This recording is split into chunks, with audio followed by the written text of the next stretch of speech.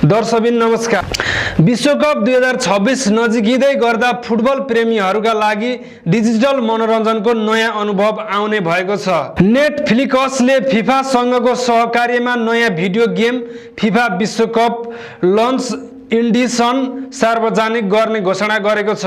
जुन 11 देखि उपलब्ध हुने यो गेमले विश्वकपको सम्पूर्ण रोमाञ्च, प्रतिस्पर्धा र उत्साहलाई मोबाइल र टिभी मार्फत घरमै अनुभव गर्न सक्ने बनाइनेछ। डेल्फी इन्टरएक्टिभले विकास गरेको यो गेममा विश्वकप 2026 का सबै 48 टोली, 1248 खेलाडी र 16 स्टेडियममा समावेश गरिएको छ। फिफा अध्यक्ष जियानी इन्फान्टिनोले यस सहकार्यलाई डिजिटल फुटबलको नयाँ युगतर्फको ऐतिहासिक कदम भन्दै विश्वभरका करोडौं दर्शकलाई एउटै प्लेटफर्ममा जोड्ने उद्देश्य रहेको बताएका छन्। कन्ट्रोलरका रूपमा प्रयोग गरी टिभी मार्फत खेल्ने मिल्ने यो गेम नेटफ्लिक्सका सबै सदस्यहरूका लागि उपलब्ध हुनेछ।